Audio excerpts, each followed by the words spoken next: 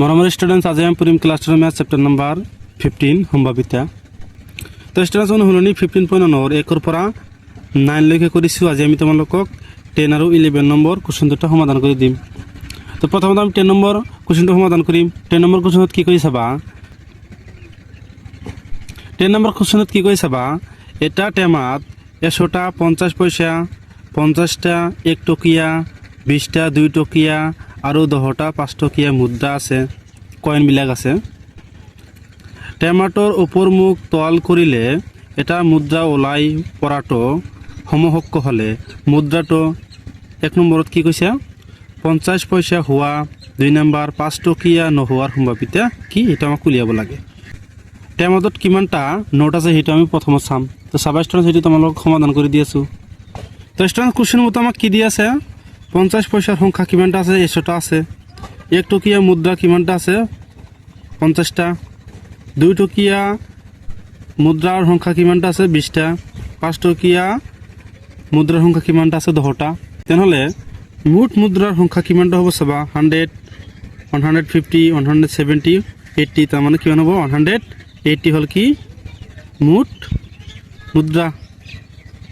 তো ষ্টুডেণ্ট আমাক কুৱেশ্যনত কৈছে যে 50 পইচা হোৱাৰ সম্ভাৱিতাটো উলিয়াব লাগে। 50 পইচা হোৱাৰ সম্ভাৱিতাটো উলিয়াব লাগে। 50 পইচা আমাক কিমান দি আছে, 100টা আছে, এইটোত আমাৰ সম্ভাৱিতা উলিয়াব লাগে। তো চাবা ষ্টুডেণ্ট, তোমালোকক উলিয়াই দি আছোঁ।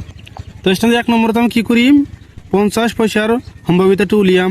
এইটো আমি কি লিখিম, পি অফ 50, তোমালোকে 50 পইচাৰ সম্ভাৱিতা লিখিবা ইজিকাল টু 50 পইচাৰ নোট কিমানটা আছে, 100টা আছে, এইটো আমাক লাগে। এইটো যিটো আমাক লাগে এইটো আমি কি ওপৰত ৰাখিম আৰু মুঠটো আমি কি তলত ৰাখিম। মুঠ কিমানটা নোট আছে, 180টা। 0 আৰু 0 কেঞ্চেল কৰিব পাৰোঁ। এইটোক আমি 2ৰে ডিভাইড কৰিলে কিমান জানো 5, এইটোক আমি 2ৰে ডিভাইড কৰিলে আমি কিমান জানো 9। তেনেহ'লে ইয়াৰ সম্ভাৱিতাটো কিমান হ'ব, 5 ডিভাইড বাই 9। এটি হ'ব আমাৰ কি উত্তৰ। তো ষ্টুডেণ্টছ, এতিয়া আমাক 2 নম্বৰত কি কৈছে যে 5 টকীয়া নোহোৱাৰ সম্ভাৱিতা উলিয়াব লাগে। তো প্ৰথমতে আমি চাম 5 টকীয়া নোট কিমানটা আছে, 10টা। আৰু 5 টকীয়া নোট নহয় কিমানটা চাম, 100, 150, 170। 5 টকীয়া নোট নহয় কিমানটা, 170টা। এটা আমি লিখিম যে 5 টকীয়া নোহোৱাৰ মুদ্ৰাৰ সংখ্যা কিমান জানো, 170। তো ষ্টুডেণ্ট, তোমালোকে অন্য এটা পদ্ধতি আছে, সেই পদ্ধতিৰে তুমি উলিয়াব পাৰা। আমি এতিয়া কি কৰিম, ফৰ্মুলা ব্যৱহাৰ কৰিম যে পি অফ 5 টকীয়া নোহোৱাৰ সম্ভাৱিতা, এইটো তোমালোকে ইয়াত লিখি দিবা ইজিকাল টু কিমানটা নহয়, 170 ডিভাইড বাই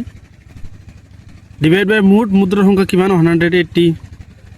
0 আৰু 0 কেঞ্চেল কৰিব পাৰোঁ, 17 আৰু 80 এই দুটা কটাকটি কৰিব নোৱাৰোঁ। তেনেহ'লে কিমান থাকে, 17 ডিভাইড বাই 18। এটি হ'ব কি আমাৰ 5 টকীয়া নোহোৱাৰ সম্ভাৱিতা। এটি হ'ব কি উত্তৰ। এতিয়া আমি তোমালোকক 11 নম্বৰটো কৰি দিম চাবা। তো ষ্টুডেণ্ট 11 নম্বৰ কুৱেশ্যনত কি কৰি চাবা, গোপীয়ে তেওঁৰ একুৱেৰিয়ামৰ বাবে এখন দোকানৰ পৰা এটা মাছ কিনি আনিলে। চিত্ৰ 15.4ত দেখুওৱাৰ দৰে দোকানীজনে 5টা মতা মাছ আৰু 8টা মাইকী মাছ এটা চৌবাচ্চাৰ পৰা যাদৃচ্ছিকভাৱে যিকোনো এটা মাছ ধৰি দিলে মাছটো মতা মাছ হোৱাৰ সম্ভাৱিতাটো উলিয়াব লাগে। মাছটো মতা মাছ হোৱাৰ সম্ভাৱিতা উলিয়াব লাগে। মতা মাছ আমাক কিমানটা দি আছে, 5টা, আৰু মাইকী কিমান দি আছে, 8টা। তেনেহ'লে এই চৌবাচ্চাটোৰ ভিতৰত কিমানটা মাছ আছে, 13টা আছে। তো ষ্টুডেণ্ট আমাক কি ওলাব কৈছে, মতা মাছ হোৱাৰ সম্ভাৱিতাটো উলিয়াব লাগে। তো চাবা ষ্টুডেণ্ট, তোমালোকক উলিয়াই দিম, একেবাৰে সহজ। তো ষ্টুডেণ্ট আমি কি লিখিছোঁ যে মতা মাছৰ সংখ্যা কিমানটা জানো, 5টা, মাইকী মাছৰ সংখ্যা কিমান জানো, 8টা। এতেকে মুঠ মাছৰ সংখ্যা ইজিকাল টু 5 + 8 ইজিকাল টু 13টা। তেনেহ'লে আমাক কি মতা মাছৰ সম্ভাৱিতাটো উলিয়াব লাগে। লিখি দিবা যে এতেকে আমি ফৰ্মুলা কি জানো, পি অফ মতা মাছ উলিয়াব লাগে। ইয়াত লিখি দিবা মতা মাছৰ